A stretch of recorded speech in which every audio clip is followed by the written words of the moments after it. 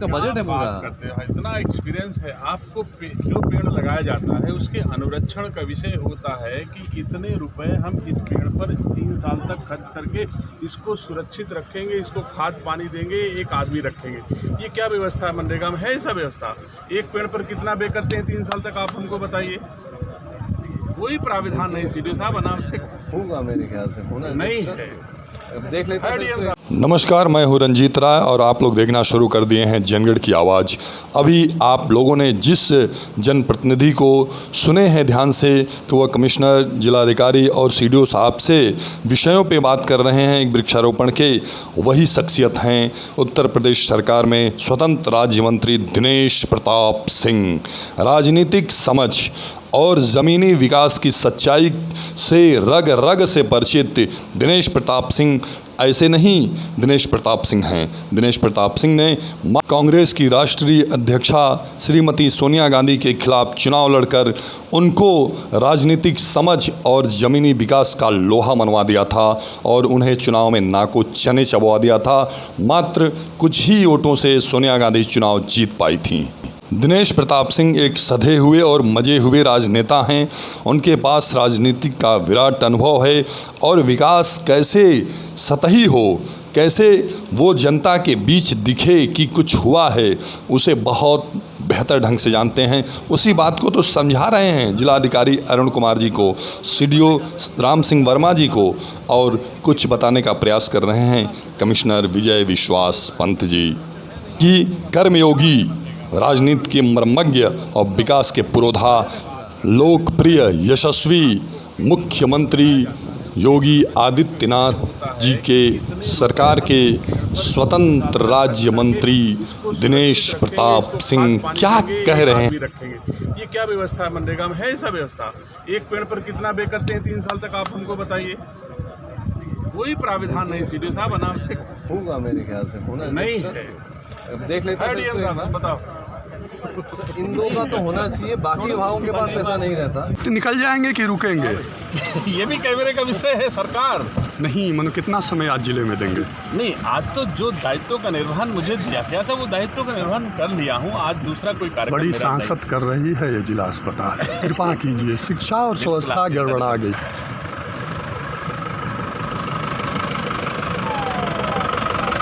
नीचे मुख्यमंत्री जी हमारी संस्कृति को बचाने के लिए हर संभव प्रयास कर रहे हैं, वो चाहे जिस क्षेत्र का विषय हो। उसी संस्कृति के बचाने के क्रम में, पर्यावरण को बचाने के क्रम में पूरे उत्तर प्रदेश में आज 35 करोड़ पेड़ लगाए जाने का लक्ष्य उत्तर प्रदेश के यशस्वी मुख्यमंत्री जी ने दिया है।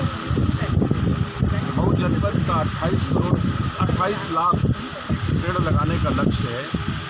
वो लक्ष्य हम लोग पूर्ण करें, इसके लिए हर जनपद में एक माननीय मंत्री, और जहां मंत्री नहीं पहुंच पाए वहां माननीय सांसदों को भेजा गया है, जिससे लोगों में उत्साह बढ़े और अधिक से अधिक पेड़ लगाने का लक्ष्य हमारा पूरा हो सके। लक्ष्य से अधिक भी पेड़ लगाए जा सकते हैं। तो इसी के क्रम में हम आज यहाँ मऊ में उपस्थित हैं। हम जानते हैं पेड़ों का महत्व। पेड़ हमको निस्वार्थ मनुष्य की सेवा करता है।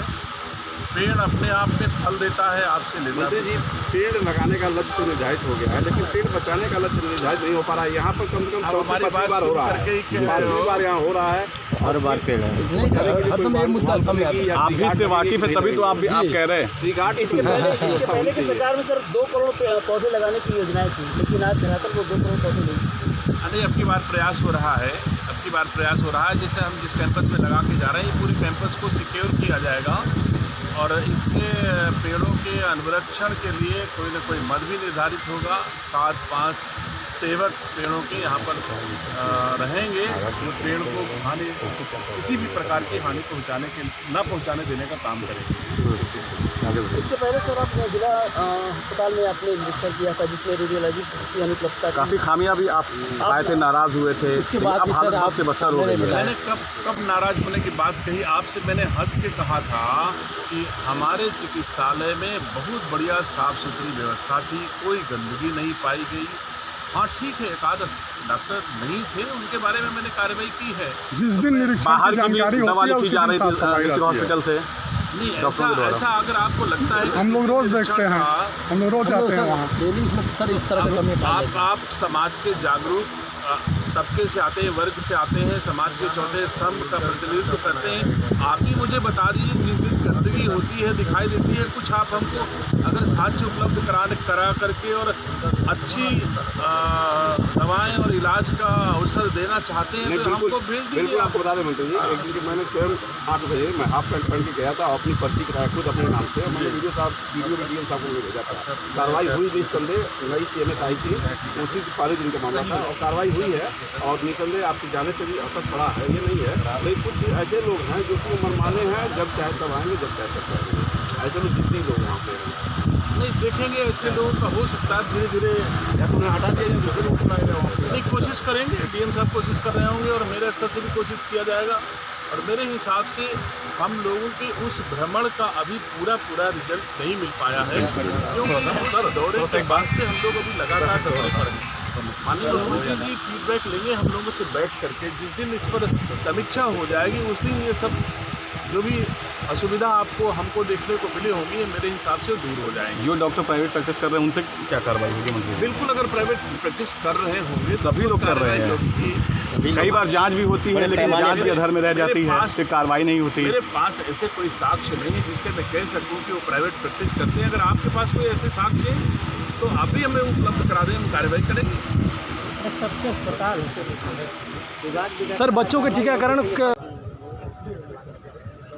चाचा का हाल चाल है? क्या करे आयल हो? का करे आयल हो? वृक्षारोपण का नाम हो? कौन विभाग में हो? वन विभाग।